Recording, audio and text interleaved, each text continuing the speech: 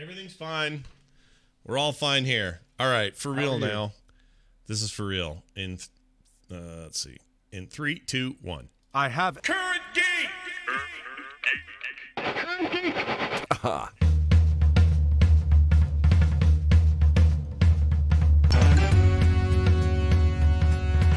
Hello, everybody, and welcome to Current Geek. This is Current Geek. Oh, yes. The talk show about items of interest, the geeks of the world and you. I'm Scott Johnson. He's Tom Merritt. Good morning, Tom. Evening. Afternoon. Good morning. Morning, Scott? Morning. I don't know, dude. I'm jacked up today. Today is dumb. Today is all kinds of dumb, and I'll tell you why. I don't know if you've ever been, this is almost kind of a tech thing, but yeah. You're looking at your options. You've got some really old hardware, and you're like, might be time to, spring for some updates, get the old business account out and make it happen. And sure. And you're looking at your options and you realize, oh, it's a harder choice than I thought. So I spent a lot of my day today trying to research a bunch of options and figuring out software solutions for things that are already in my sort of work loop that I do every day. And turns out it's a little tricky. So anyway, without getting into too many details, I hate that transition and it's a huge pain in my butt. So what you're saying is never change. I guess I'm saying never change, be stuck in the past, and refuse to help or hire anyone who knows what they're doing. Don't ever grow or hire people. Right. Yeah. Just stay where you're at and squander the time you have left. That's the only way to find happiness is to not do anything. That's it. That's it right there in a nutshell. I'm not sure Roland Barthes would agree with you. We'll find out later. Herbert Hoover, Secretary of Commerce in 1922, finds infant radio facilitates news gathering, as do many others in high public office. Let's start this week's news off with a sad note. Oh, I know. This makes me so... I'm starting to get over it. But the news broke earlier this week that Sony is shutting down PlayStation Vue, its live TV subscription service, starting January 30th. In a blog post, Sony said... The highly competitive pay TV industry with expensive content and network deals has been slower to change than we expected. That's what I imagine Sony would sound like. Yeah. PS Vue launched in 2015. Been around now 4 years. Won't be around for a fifth. And Sony's kind of getting out of the content front end. They sold off Crackle to CCSE last year. Of course, that was from Sony Pictures was it Sony Pictures? It was a different part. Yeah. This was in the gaming area, right. And the gaming folks are like, you know what we need to do? Gaming. Yeah. So they looked at selling PS Vue, apparently. Those were the rumors, but nobody wanted to buy it, or at least they didn't want to buy it for the price Sony had or at the deal that Sony was willing to offer. So they're just shutting it down, Scott. Yeah. Shut it all down. It was a good choice too. They had some decent lineup. It wasn't perfect, but whatever. Here's my thing.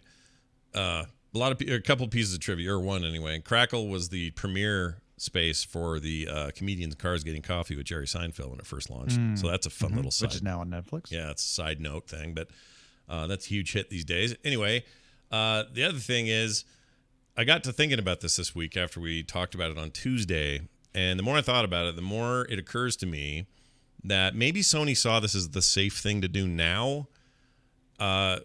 And it aligns with their goals, but I also think it's the safe thing to do now because their chief rival in that space, being Microsoft, isn't really doing it either. At the game console. In the game console market, yes. Yeah. So in the early goings of this console generation, and very early, both companies made a big deal. More Microsoft than Sony, but both companies made a big deal about the future of these set-top boxes and the kinds of content it would bring. And it wouldn't just be games; it would be the place you'd go for everything you'd need, including these streaming services, TV services, pass through to your DVRs, like all this kind of talk. And it's kind of stopped. And I think Sony's just looking at it going, well, there's two things going on. Number one, this is just not really working out great, and it's not really our focus, and it shouldn't be. But also our chief competition isn't really pushing that either now. They're also settling into, hey, we make games over here in the Xbox division, and that's all we're going to focus on. So I feel like I don't know, this probably just felt like the time for them to do it. And for people who used it, I feel bad for them. I feel bad for you, Tom, because you liked it. Yeah, I don't even use it on a PlayStation. For me, it always had the right combination of channels. and features. Right. So I could get it on my Apple TV and my Roku. I could get the NHL Network and the MLB Network and the Olympic Network and NBC Sports Network, because I usually use these things for watching sports, to be honest. That's mostly what I use them for. But I do DVR stuff with them. Mm-hmm. So Mr. Robot, for instance, I was watching DVR'd, and Star Wars Resistance I was watching DVR on PlayStation View. Sure. Still am, actually. But it's always worked for me. And even though the product itself wasn't the best, especially it had streaming issues a lot, I could get around that a lot of the times by just logging into the actual app of the network itself with my PlayStation View credentials. So it didn't really matter. It suffered because Sony's reason for having PlayStation View was different than a lot of our reasons for subscribing. Yeah. Sony wanted to get you to use a PlayStation, and if you're using a PlayStation, to think, oh, this is the only thing I need because it even has my live TV. Isn't that great?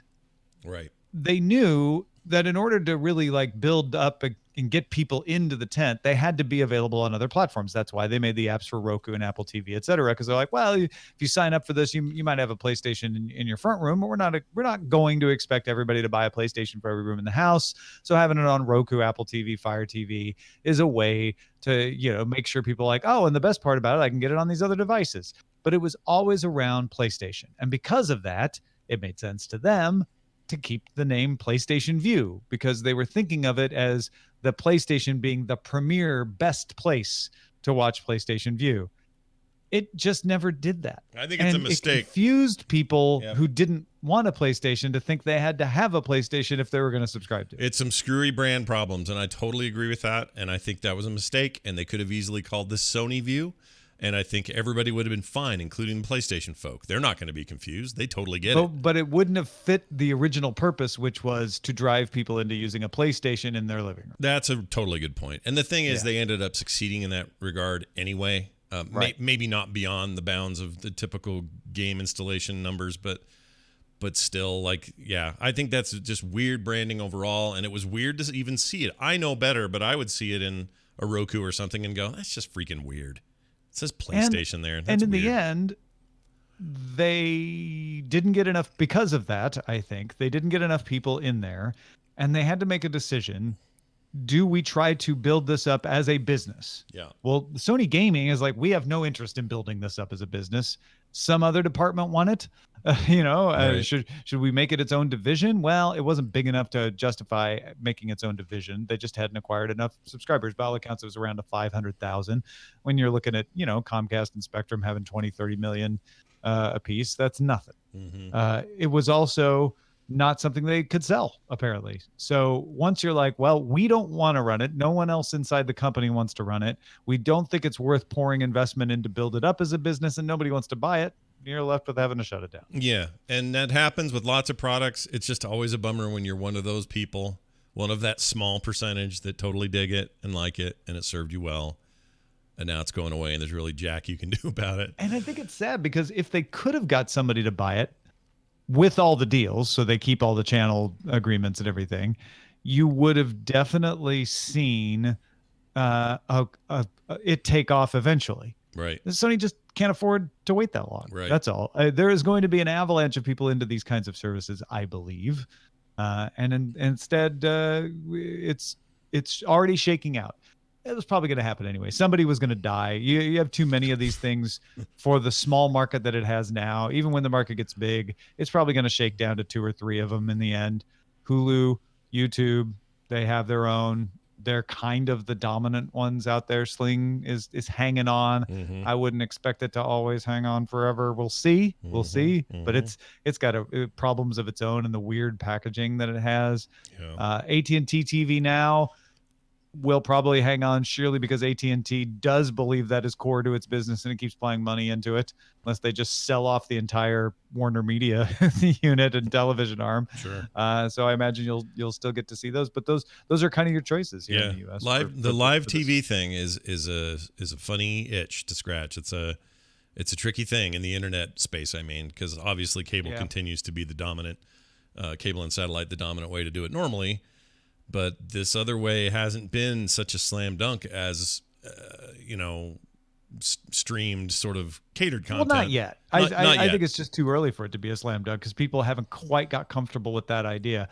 I should mention Fubo. Fubo is another option out there. Fubo was apparently the only one interested in potentially buying PlayStation Vue, and they must have decided not. Oh, interesting. Okay, let me ask you one final question about this. Did you watch the World Series on PS Vue?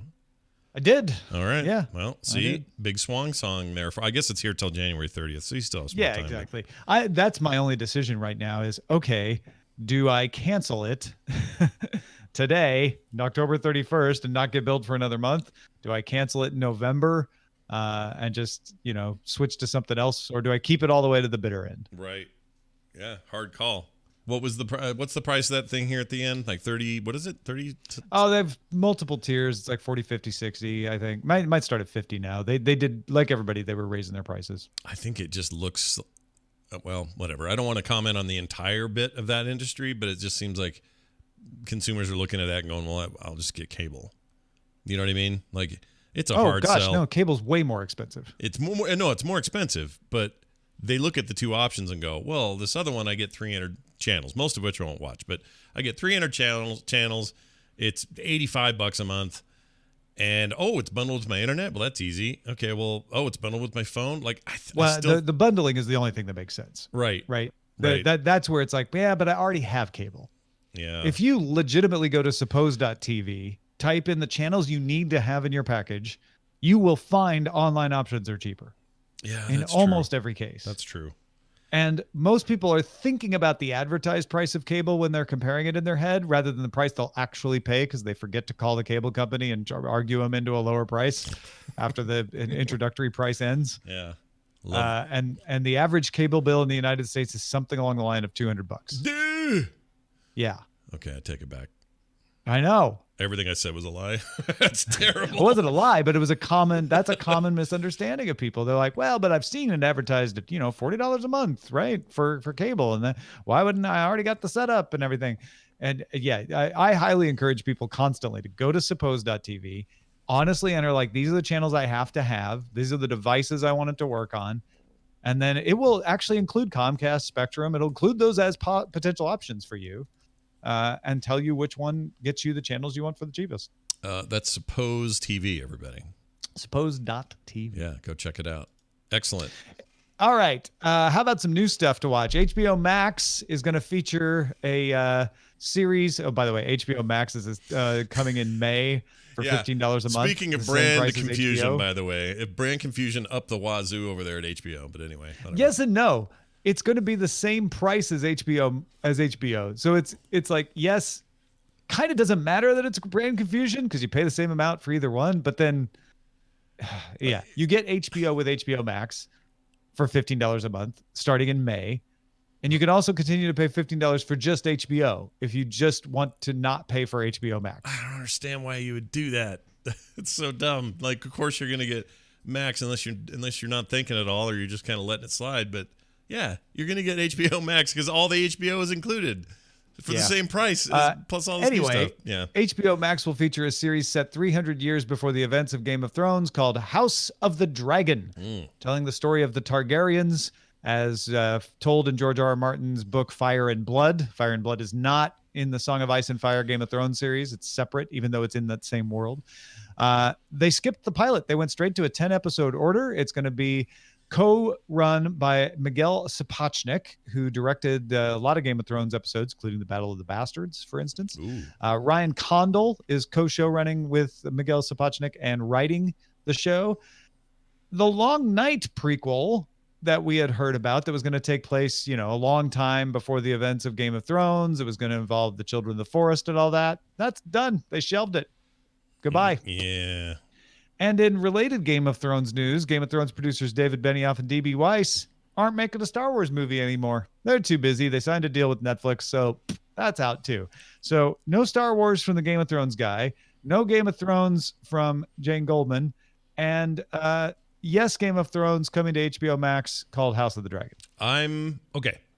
It's an interesting thing to parse. I'm excited about House of the Dragon because I think in particular the Targaryen stuff is the most interesting and will be the best thing to build a show around. I think the Children of the Forest stuff and the First Men and all that, not as interesting to me. Oh my God, I disagree with you on that one. The Children of the Forest stuff really interests me. I don't know. Maybe I shouldn't say a lot more. It really interests me. House of the Dragon also interests me. But doesn't House of the Dragon, like the content there is going to be it's way more to the throat of what people think they want out of Game of Thrones.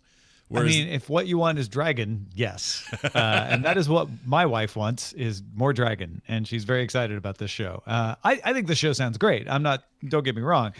But that spooky Children of the Forest, how did the White Walkers start? I was into that. I love me some spooky, mystical, strange, ancient peoples thing. Yeah, tree worshiping weirdos. Honestly, I would have taken both. Like I'm not happy that the one is going away. It's just a shift of emphasis between us. Right. Yeah, the emphasis seems right to me. Now, the Benioff and Weiss not doing the Star Wars movies thing caught me by surprise, because I thought it was a done deal, and they had a trilogy coming of some sort, and it was all done. That was the deal. Yeah, and then to find out they're not. Well, I guess they can't alter it further. It's all. But this isn't the first high profile cancellation for them, because those two were famously going to do that alternate history. The Confederates won the Civil War thing, and that was a very controversial announcement, and probably the Lovecraft Country. Yeah, it's probably why it all went away. But it's that was kind of a major weird thing. So. Yeah, I don't know what's going on with them. I guess whatever they're doing at Netflix, I'll be interested, but we don't know that yet, right? That's a ways off. Oh, it wasn't Lovecraft Country. Actually, HBO is doing Lovecraft Country instead of the. Oh, right, in place of it, yeah. What was that called? Yeah. It was something else. It was like, I don't remember, but it was like, if the South had won the Civil War, and everybody's like, we don't really want to imagine that right now. Yeah, kind of the worst time you could do this, so don't do that. Yeah. Also, I feel like Watchmen so far is kind of messing around in that area anyway, just a little bit, or they're dealing with some of those issues. I think that the idea behind what Benioff and Weiss were thinking they'd do could have been interesting. Yeah. It could have been a way to, tell a cautionary tale. People just were like, we're just not in the mood right now. Yeah, I think it is a mood thing. That's a good way to put it. I think that's totally what it is. Like, I'm in the mood for Man in the High Castle because, hey, World War II alternate history, no problem. This other stuff just feels too, I don't know. I'm telling you, if it's 1946 and Spielberg comes along and says, I've got a great idea called Schindler's List, people are going to be like, no, now. It's a little too soon there, buddy. Yeah. Schindler's still alive. The Civil War is too close, but just, yeah. But some of the issues surrounding it are, ever present, and it's hard to deal with. And it's also, there was a lot of issues with, well, who are these two to tell this story, this what if story? Like, where are the people of color behind this? Well, and that's where it starts to get a little weird, because like, if it did sound like what they were going to do was hire the right people to run the show, and they were just going to be producers, but maybe not. Yeah. Right. Yeah. Maybe, but in the end, though, all of this is fine. This is fine. Probably HBO wants to do that kind of show. They just hire some other right people to produce it too. Exactly. Now, here's my question. I know this is not the story, but I just want to know, will I be using HBO now? What do I have? Yeah, I have Now. I don't have Go. All right, because that's a whole other confusing thing. Some people have Go and Now are the same thing. Right. It's confusing because people think they're different because they have different names. They are exactly the same thing. One you get because you have a cable TV subscription. The other you pay for on its own. They really should consolidate that. But anyway, so let's say you got that, and then I'm watching something. Will Go or Now say to me at any point, will a screen pop up and go, did you know you can go to Max for no additional charge a month? Like, this is where it gets really fun and totally confusing. Yes, sometimes. Okay. If you pay HBO for your HBO, or if you pay AT&T for your HBO, then yes, they will give you Max at no additional charge and say, hey, wouldn't you rather be signing into Max? Go use the same account. Sign in to Max. Download the app right now. That means, like, I get HBO Now by going to hbo.com and signing up for HBO Now. Yeah. Then that will happen. Or I have AT&T as my service provider for television, and I get HBO through them. And so when I go into HBO Go, it'll say, hey, wouldn't you rather sign into HBO Max? That'll happen. Okay. If, however, you get HBO from Comcast or Spectrum, or even HBO Now through Apple or Google, Which is where I by think I'm paying currently Apple or getting Google, it. I think that's where I then get it. Yeah. no, Yeah. you won't get an alert telling you to do it. You'll have to go sign up for HBO Max on your own and then cancel the other HBO. Okay. So, but even if I end up doing that through, okay. So I did it through Apple. Right. Because they were early. Remember, I was on one of those early Right. ones. If I go and cancel it on Apple and then re-sign up on the Apple HBO Max app, which I presume will be there, that's funky. All right, whatever. I'll do it. Well, it has to do with who owns the relationship with the customer. HBO is owned by AT&T. If AT&T or HBO own the relationship with the customer, they'll make this easy. Yeah, because that's all. The other stuff they have to negotiate. They're saying we would like to negotiate deals with these other providers so that we could do this for them too. We just need to do that. Okay. So it may be by May, this will be like, oh yeah, and even if you have Apple, we'll just give you HBO Max. Just a little jangled Apple's the one that I don't think they'll be able to convince to let them do this, but yeah, maybe. But it's pretty jangly at the moment. Nonetheless, the lineup is great, and I'm excited about all the stuff that's being announced. So just get your branding figured out, and you guys will be fine. All right, before people think they're listening to an episode of Cord Killers where Scott's replaced Brian, let's talk about eagles with text messaging. Oh, good. Russian scientists attached SMS transmitters to 13 migrating eagles to track their migration patterns. So there would basically, these little transmitter would log a GPS coordinate and text message the scientists, hey, this is where the eagle is right now, and they'd be able to track their migration, right? Pretty great. Yeah. However, the eagles didn't know about roaming charges. Oh no. So the eagles just started flying off all over the place. Now, one of them went to Kazakhstan and then on to Iran. Apparently another one went to Pakistan. And those roaming charges were through the roof. I mean, frankly, I'm kind of surprised that they worked, that the transmitters still transmitted. But because they were connecting to other networks, those roaming charges were tens of thousands of dollars. Oh my gosh. Per eagle or total? Good question. I don't know the answer to that. Goodness gracious. Thankfully, the carrier, Megaphone, offered to cancel the debt and put the project on a cheaper plan. But originally, the scientists just went to GoFundMe and were like, hey, we gotta pay our SMS bill to track these eagles. Right. Yeah, that's amazing. Do you think anyone ever said the eagles has landed when it came back in? Because, that'd be kind of funny. Well, I don't know. They're Russian. They might not have wanted to make that joke. Or maybe they did. Anyway, hard to say. That's pretty funny. I mean, I would think somebody would have thought of this, but clearly someone didn't. Yeah. And the price per SMS in Kazakhstan was 15 rubles. Oh my! But in Iran, it went up to 49 rubles. They ended up having to do a crowdfunder. Maybe it wasn't GoFundMe, but a crowdfunder for 100,000 rubles to pay their bill. Allegorically, this is like finding out your kids bought a bunch of Smurf berries on a free-to-play game on the App Store or something, and you got billed, and you're like, wait a minute, what? I owe $4,000 for what again? Yeah, this is pretty great. And they're not. Let's see, these are not bald eagles. It turns out these are no, different kind of eagle. Yeah, this is They breed in Siberia and Kazakhstan. So going to Kazakhstan was not the surprise. It was going on to Iran. Right. And I guess some of these eagles went all the way down into Africa and Saudi Arabia. So they get around. They found these eagles migrating pretty far. Yeah, they're globetrotters, these eagles, turns out. Cool story, though. Yeah. So remember, before you let your eagle text, make sure you have the right plan. Get a good roaming plan. A 46-year-old man suffered years of mood swings, bouts of aggression, a DWI charge here and there. You're like, oh, I get it. He's an alcoholic. No, he claimed he wasn't drinking. And you're like, oh, yeah, so he's probably just hiding it, lying about it. All right. No, doctors discovered the man had brewer's yeast growing in his gut. Ugh. Caused him to get drunk anytime he ate carbs. Oh, so like he bread had or brewer's anything. Yeast growing in his gut. Mm-hmm. He would eat some spaghetti.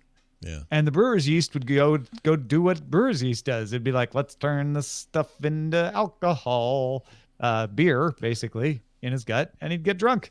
Wow. Without him ever drinking anything. Doctors had to treat him with a strong antifungal agent, a couple of rounds of it, more than one, to get rid of the yeast. He says he first experienced the symptoms after taking a round of antibiotics to combat infection after a severe thumb injury. He was working in some post-hurricane construction where there was a lot of mold.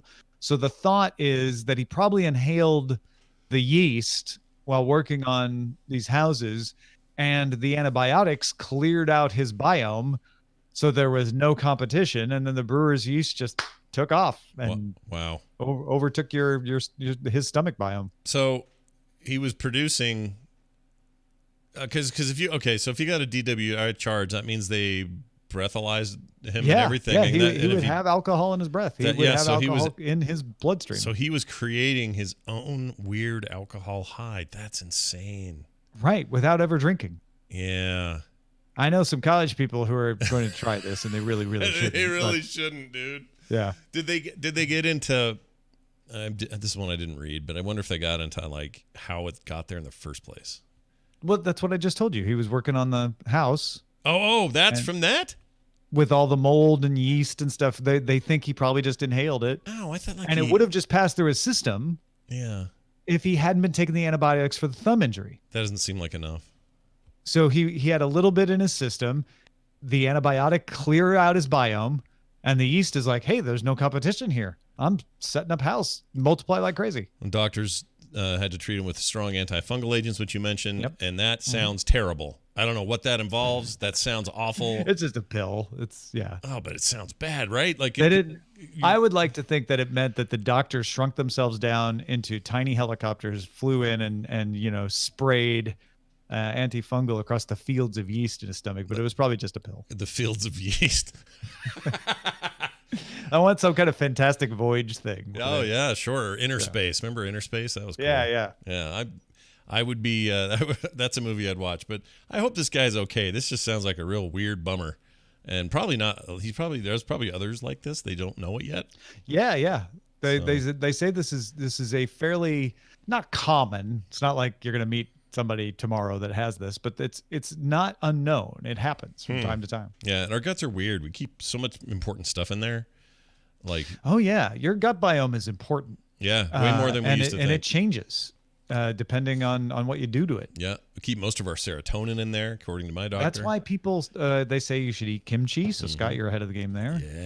Yeah. You should eat pickled stuff. Yeah, because it's good. It brings the good bacteria into your gut. Yeah, the good fermentation. Otherwise, if it's nothing but like if all you're eating is bread, you're creating a pretty yeasty nightmare down there. If you and it can mess with other stuff. So like if I don't know if eating bread would cause the same thing that happened to this guy. Probably it was not. Mostly the antibiotics clearing out the competition. Yeah, probably not. Just mix it up. Is all I'm saying. Put a little extra something down that's there. Smart. That's smart. Get in there. All right, now back to Cord Killers. Okay. Apple TV Plus's production of Isaac Asimov's Foundation series will star Jared Harris as Harry Seldon. Oh, you know him. He's been in The Expanse and Mad Men and Chernobyl. Mm-hmm. He will be Harry Seldon. And Pie Man Lee Pace. You might know him from Guardians of the Galaxy, too. Yeah. As the Emperor of the Galaxy. Halt and Catch Fire. Lee Pace. He was great in He that. will be the Emperor of the Galaxy, Brother Day. Mm-hmm. The showrunner for the Foundation series is David Goyer. He wrote Terminator Dark Fate and is working on The Sandman for Netflix as well. Yeah, that guy gets around, so that's cool. I like him. The one question I had is, what was it? This to me, this feels like on the level of something like Dune, like a really hard thing to do. Oh my gosh, yeah. So I am so hopeful, but I'm so worried. Like it just is such a beast to make this work. I mean, why are you not worried? Why be worried? I'm not worried. Why worried? It's not like it's going to hurt you. No, it's not. Not like too much bread. But it used to be funny to say a television show hurt you because everyone knew, like, well, a show can't really hurt you, until people started to literally try to argue that it hurt them and that they needed, like, justice. Yeah, that's just dumb. Yeah, that's just silly. I don't like that at all. But this is just such a big, complicated thing that this is going to be hard to pull off. I'm very hopeful that that they can, and it would be a feather in Apple's cap if one of their big new programming pushes could produce something like this and do it well. But I don't know. I guess I'm I'm glad they're trying. Let's put it that way. And I really like the actors. Jared Harris. Harris is Harry Seldon. So perfect. Oh, he's perfect. So And he's so great. That guy is just great. Yeah. He was also in the Queen, or not the Queen. The Queen? No. Oh, The Crown. The Crown, thank you. He was in The Crown. He played the stuttering king there for a while. He was fantastic in that. He's actually just great in everything. He's even in that. He's on that Carnival Row thing that's on. He doesn't ever seem. I don't know if this is true or not, but he doesn't ever seem to want to play a regular character. No. He always wants to be a character that shows up for a while and then is gone for a long period of time. Mm-hmm. And he's the son of like the maybe original... they die, maybe not. Sure. That depends on the character, but just it's a character that's really important for a short period of time and then disappears. Like in The Expanse, he kind of keeps popping back up in the story. Right? So good in there, and he does that accent, that Belter accent, like nobody's business. He's so good at it. But he's great, and a lot of people don't know this, but he's Richard Harris's biological son. Richard Harris, famous for lots of movies and roles, but in particular, in the more popular sphere, Harry Potter. He was the original. He was in the first Harry Potter. He was first two, I guess. Dumbledore, yeah. I guess the first two. Yeah, first two, and then he's. I loved him in Unforgiven. I mean, he's amazing. But now that you know this, listeners, go watch Jared Harris, and you'll be like, oh, I can see it. Especially his mouth. He's got the same mouth as his dad. But anyway, that's exciting. I'm all in on all this, and Chernobyl's still. Oh, and we didn't talk about Lee Pace as much, but he's love great. Lee Pace. Yeah, he's great. Halt and Catch Fire, I was kind of late getting to. He's great in that. It's way more range than I was expecting because all I'd seen was Guardians and the Pie Maker thing and bits and pieces here and there. But he was downright amazing, I thought, in Halt and Catch Fire, which is also very good, and people should watch that. Anyway, looking forward to it. Asimov's Foundation series finally gonna happen. Yeah. Let's talk ancient tech that we entrust our nuclear safety to. Okay. Air Force Lieutenant Colonel Jason Rossi announced that the Strategic Automated Command and Control System, or SACS, has moved to a highly secure solid-state digital storage solution as of June. Okay. Previously, the system ran off 8-inch floppies, not 3.5, not 5 1/4. Yeah. 8-inch floppies on the IBM Series 1 computer from the 1970s that runs the messaging system. SACS is one of many duplicative systems used by the U.S. Strategic Command to send emergency action messages from nuclear command centers to forces in the field.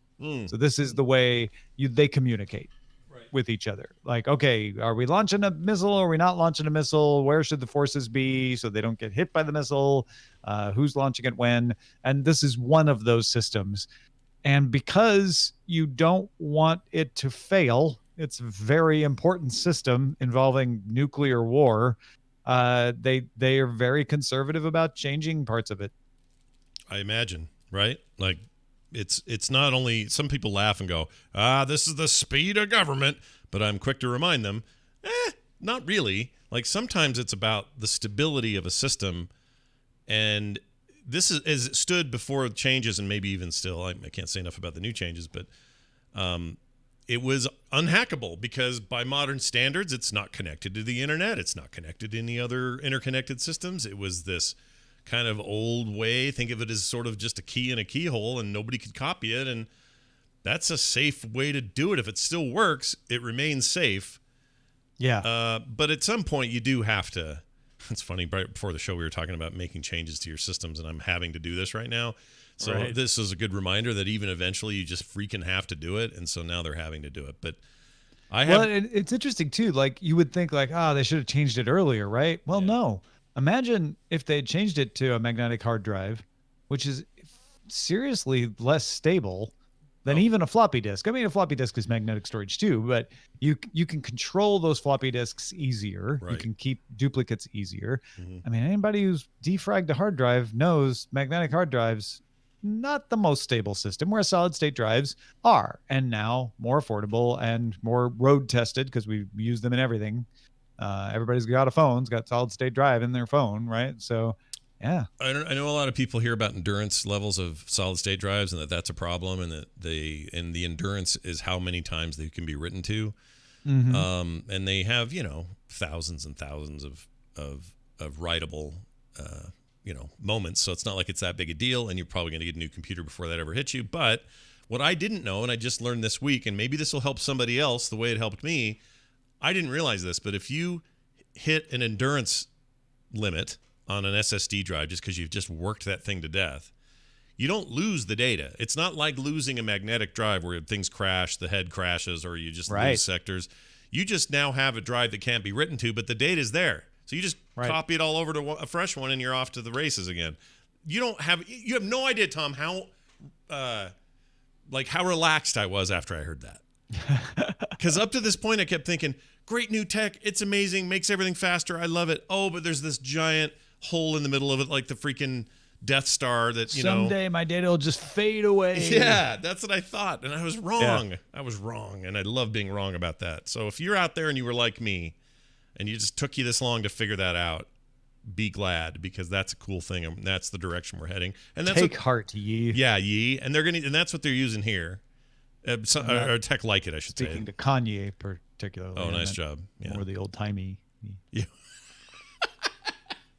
The old-timey ye before Kanye got a hold of it. Yeah. All right. Well, these are great stories, as they always are, and they're often given to us by listeners. In fact, they always are, and we should probably give some of them some credit. Who do we like to thank? Oh, yeah. Week? We, after it's not like we ranted, but after we pointed out that one person seemed to be submitting a lot of the stuff, we got a lot of stuff from a lot of different people. Yep. Tipo DeCinta, Star Steve 41, Robot Servant, good old Jeff Rose, Strike It Rich 1, and MAWCXCS Mox. All submitted stories that we used on today's show at our subreddit, currentgeek.reddit.com. That sound means only one thing. It's time for our segment called Keep On Rolling. You think I'd have that figured out by now. Anyway, this is where Tom reads Scott a passage from French literary critic Roland Barthes' seminal work, Mythologies. Tom, take it away. We're going to have fun with this one this week. All right. I'm ready. Here it is. Justice is always ready to lend you a spare brain in order to condemn you without a second thought. Oh, my gosh. Okay, hold on. A spare brain. Justice is ready to lend you a spare brain in order to condemn you without a second thought. I feel like what he's trying to say here is justice will let's do the thinking for you, right? Oh. We'll tell you why this is true and then condemn you quickly. Okay, so the system of justice, if working properly, means that you don't have to... It will find you out, right? Is that what you're saying? Without any work I think he's criticizing the system of justice. Okay. He's saying it'll lend you a spare brain. In other words, it'll say, we'll do all this thinking and all of this stuff for you in order to condemn you. Gotcha. In other words, they won't let you do the thinking for yourself because they want to drop the hammer. That is maybe one of the deeper ones you've brought to us. Justice is always ready to lend you a spare brain in order to condemn you without a second thought. Yeah, think of that, everybody. Put that in your pipe with your spare brain. Try to do that while you head on over to patreon.com/currentgeek and throw your support behind us. We love making the show, but what makes it even better is when you guys go and support it at patreon.com/currentgeek. Do you want some original artwork coming right to your mailbox every month? Well, there's a level for that, and it's super easy to get in on that. Lots of levels to check out, so go check it out. Patreon.com/currentgeek.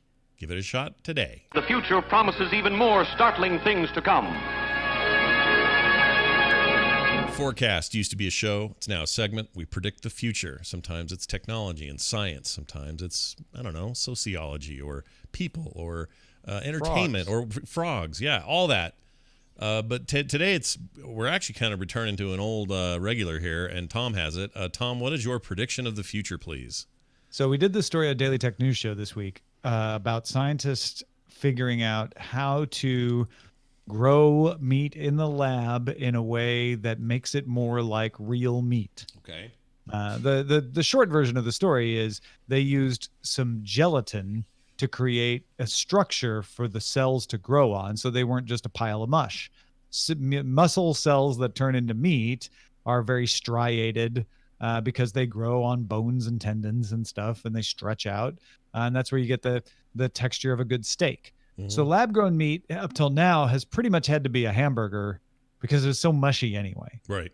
And so if you put it in hamburger form, it kind of hide the fact that it really didn't have the right consistency to be meat. So lab grown steak has been something like, I don't know when we're going to get to that. Well, they didn't get exactly to steak, but they say they definitely got more firm than a hamburger. Okay. So I think that they're going to start making some big advances on this. And because it's lab grown, that's going to overcome a lot of objections of some vegetarians and vegans. Not all, but some. And it will also cause the people who were eating plant-based meat like Impossible Burger or Beyond Burger to say, well, now wait a minute. This doesn't have any of the environmental problems that beef does.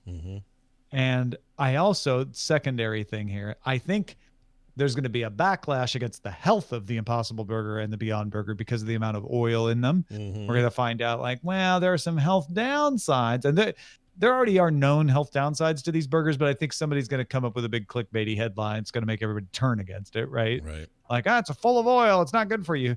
And I think lab-grown meat in 5 years, I'm going to say they're going to get there in 5 years at scale, will start to drive these plant-based alternatives out of the marketplace. Oh, interesting. Or what if it drives them further into it and they become part of the lab grown market? You know what I mean? Like their whole push right now is it's all plant based, but why not? Why wouldn't they expand and go? And also, we've made great innovations in the lab with the burr, so they're ready for the change. You think? Yeah. Okay. So in other words, the same companies doing Impossible and Beyond start doing lab grown. Totally possible. I'm just saying the plant-based versions of their product will start to be driven from the mainstream marketplace. I think those will continue to be developed and still exist for the crowd that just doesn't want to eat meat for health reasons, or they even think lab-grown meat is wrong because it might encourage you to eat real meat or whatever. I don't think they'll totally be killed off. I think they'll still exist. But instead of like right now, you go everywhere. You see Carl's Jr., Burger King. Everybody's got Impossible Burger or Beyond Burger, right? I think that is driven away by the lab-grown meat. I also think you're right, and also would like to add that I think lab-grown meat will also go a long way to bring all these diverse opinions about meat consumption, how it's made, its effect on the environment, all of that. It's going to bring a lot of those people closer together in opinion that lab-grown meat is good or a better thing than all the farting cows, than all the loss of natural environment stuff due to grazing, all of the other things that come with it, and the health stuff. Like, it's going to be the closest we will have come to everybody kind of being on the same page.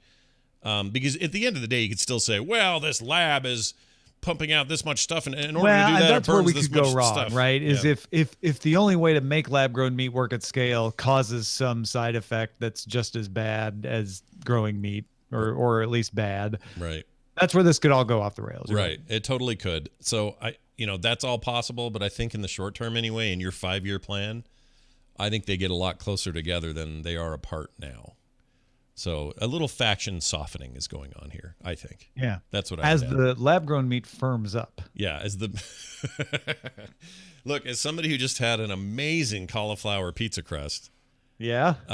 I'm all about these weird ideas. Can I have a cauliflower pizza crust with the soy cheese and Impossible sausage? Thanks. I mean, I have to admit, everything else on that pizza was like straight up normal. Although it was chicken sausage instead of pork or beef, but it's chicken sausage. It's something, sure, but it was very good.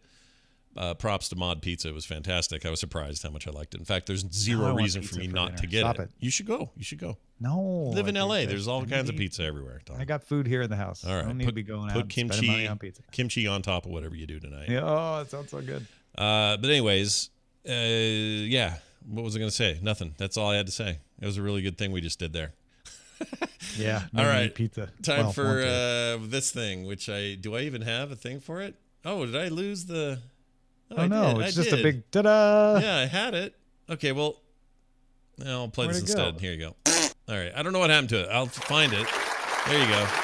Thank you for that. It's normally there. I don't know. It got deleted. Anyway, it's time for the best thing of all time this week. And it's where we take a thing we're doing this week and we think it's the best thing of all time, at least for this week. And for me, it's a little video game published by Microsoft because they now own it, this company. But it's Obsidian Entertainment. They are famous for RPGs and plenty of them. They famously made the very excellent, still very good if you play it, Fallout New Vegas. They also they did that for Bethesda at the time. They've also made their own games like the Pillars of Eternity 1 and 2 games are amazing. PC RPGs. They are really good at that, really good at RPGs. And a lot of times people will bring them in to do their licensed things. So in the case of Fallout, that was one of those. They also came in and did this for EA and the Knights of the Old Republic 2, which came out years ago, but so it's also the same team. Anyway, they're just known for really great RPG mechanics and character progression and other stuff. And they put out their own game this week.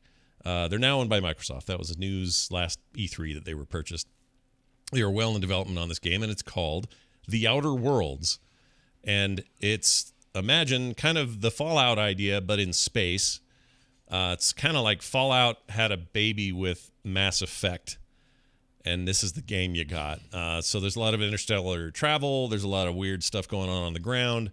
Very RPG in this sense of like if you've ever played a Skyrim or Elder Scrolls games or any of the Fallout games, this is going to immediately feel familiar to those people. And the writing is incredible. The structure is very good. It is really something, and probably my 2019 game of the year. Wow. And here's the best part, Tom, and this is why I think it edges over the top of best thing of all time this week. It is available via Xbox Game Pass, either on Xbox or on Xbox Game Pass on PC, which means that if you haven't delved into that yet, you can go spend $1 on Game Pass on PC and play this game immediately. This is a $60 value, plus all the other games they have on PC now, Gears 5, a bunch of other new stuff, and upcoming things. And it's just there. It's beautiful and runs great on PCs and is wonderful, and there's no reason to do it. Or not do it. It's only $1. And if you stay with Game Pass, it's only $5 a month. After that, and cancel anytime. It is the screamingest deal in gaming right now. It's amazing. And I can't recommend it enough. So anyway, it would be enough just to say you can get it for $1, but it's also one of the best RPGs in years. So The Outer Worlds, my best thing of all time this week. Tom? It's like there's no excuses. Like, None. yeah, but I only got a P. Okay. But I can't afford. Yep. Yeah, no excuse at all. Zip. Yeah. Zip nada. Unless you don't have a way to play it at all, I guess I understand that. But if you've got a PC. I don't exist. Well, yeah. okay, got me there. If you have a PC, you have an Xbox, either one or both, you're set. All right. Tell me about the Pixel 4 camera. I'm dying to hear. Oh my gosh, yes. I actually got the AirPods Pro this week as well. And so I was like, well, these are my two new devices. It doesn't always have to be a device, it could be a TV show or something like that. Right. But I was like, should I pick one of these? And the AirPods Pro, I'm not totally sold on, to be honest. Took a long time for me to get them to fit right. Once I got them to fit right, they work. I don't love that you don't tap. You have to kind of squeeze them. So it makes me think a little too much.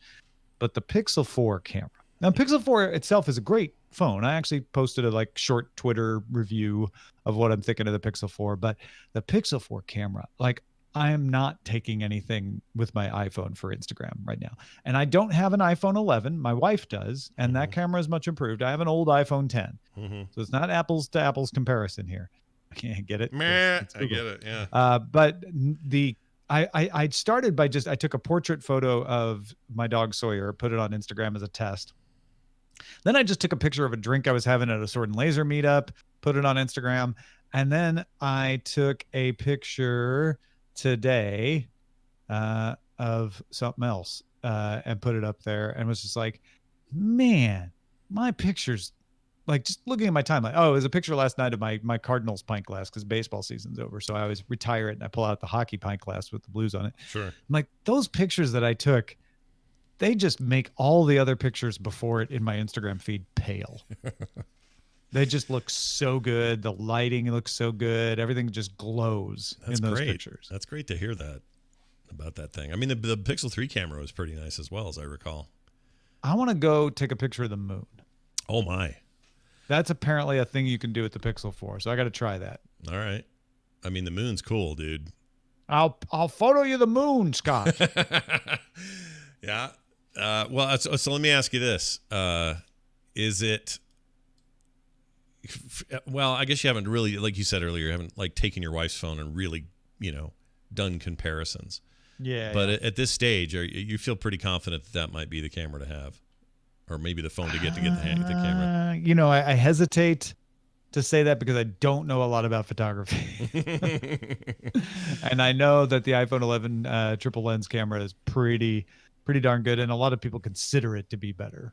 Oh, I thought that was a Gillette shaver. I was confused. Sorry. I thought you turned the phone around. The bump on the back of the Pixel 4 is a Gillette shaver too. Oh, is it? I don't know how many times I've been holding the Pixel 4 and someone goes, "Oh, is that the new iPhone?" Because they see that bump, that square bump on the back.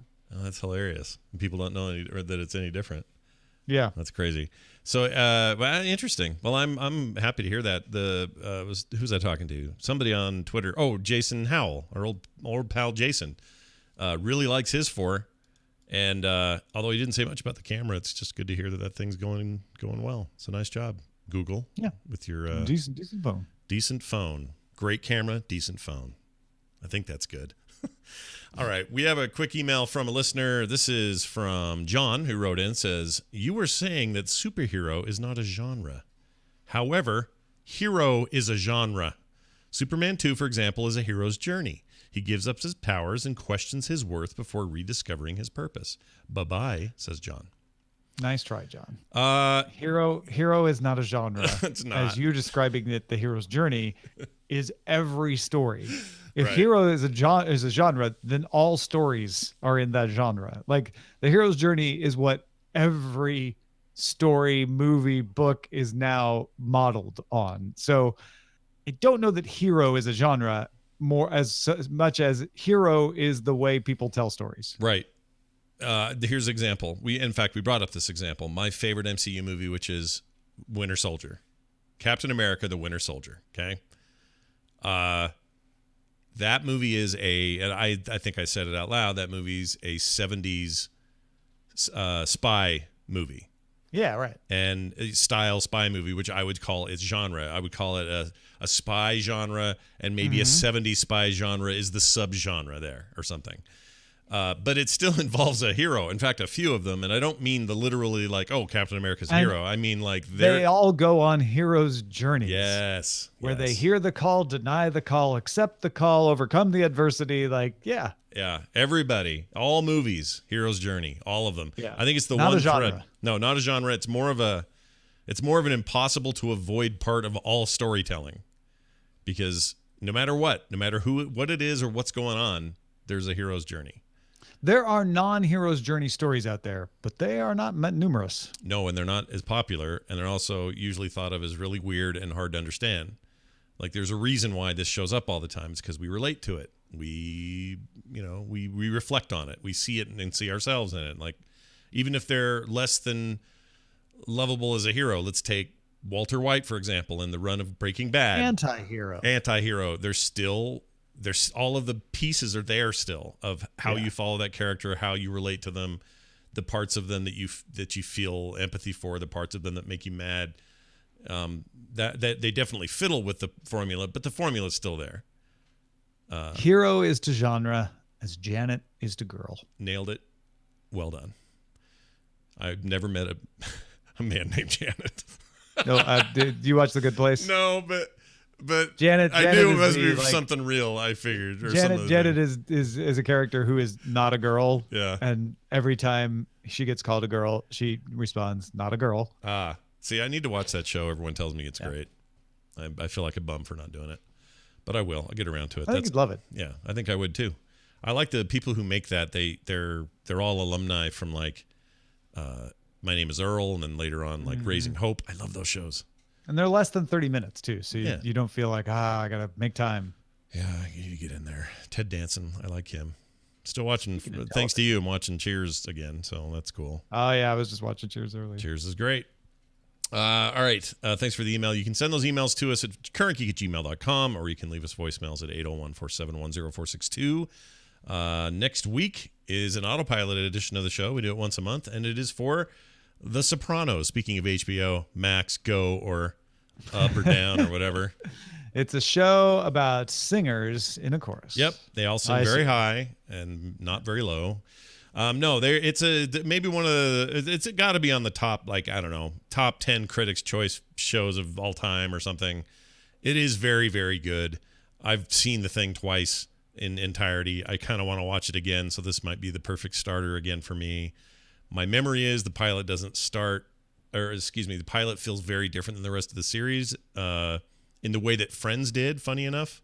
Yeah. So we'll see if that's still true. That was my last recollection of it, but man, that thing had me hooked. I really like that show. And this is your first viewing, right?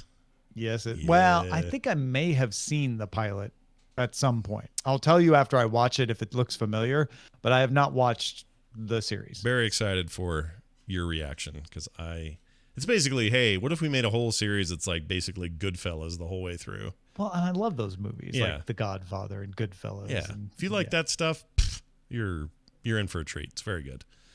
Anyway, so that's next week. That's Sopranos Autopilot Edition right here on Current Geek. And stick around after this because Legal Geek will be here to cover the week's cool stuff and legal news like this. Spooky trademark lawsuit over vampire drinks. Not blood, but instead tiki drinks from Applebee's versus California wine cellar. Ooh.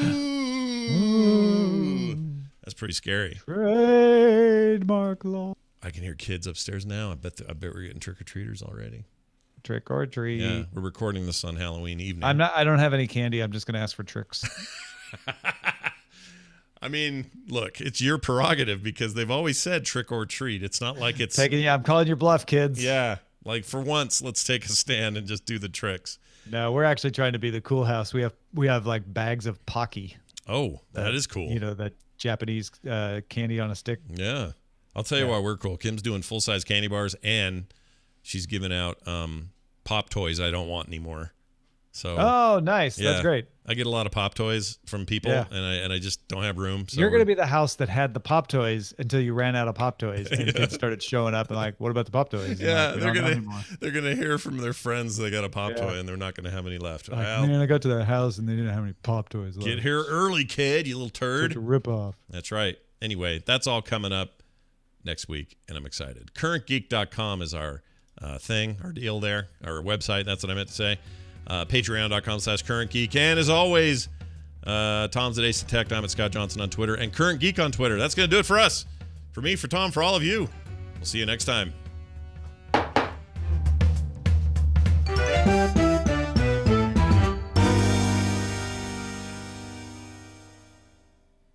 Done. I didn't have the gavel in my hand. And I was like, I got that. How'd you do it? How'd you do it? I just grabbed it really quick. I was sitting there like, and now I bang the gavel. Oh, I'm not holding the gavel. Oops. Yeah, normally, so you know how you always have stuff just at reach, like, you know, someone will bring up like the Atari 2600 and suddenly Tom can produce one on camera. Tonight would have been the great night for camera because, well, it's way over there, so I can't quite reach it, but I have an 8-inch floppy disk from ages ago. You should take a picture of it and put it in the post or something. I really should. Yeah, I will do that, actually. Why not? I don't even know where I got that thing, but I've had it forever. It's in its little pouch and everything. And God, they're so huge, those things. I know. And they held, what, like 128K or something dumb like that? Oh, yeah. I don't even know if it was that much. That might have been double-sided. Oh, 128K. I freaking love how... Those big ones held less than the 5 1/4, which held less than the 3.5 inch. I know. And then Zips came, and then Jazz came, and then iOmega got stupid and went away, and now look where we are. It's insane. Cloud. There's a I got a little tiny micro SD card on my Switch that holds a terabyte of data. Isn't that crazy? Like, what is that about? That's just, we live in the future. We really do. Yeah, we do. Well, have a great night, and don't get pizza. Don't fall to your temptation. I won't. Despite my... right. I'd forgotten about it till you said that. Oh, whoops. Yes, I won't. Oh, pizza. Yum. All right, I'll talk to you later. Mm-hmm. And the volume's good, and you sound good. It's all fine. This is 3, 2, 1. I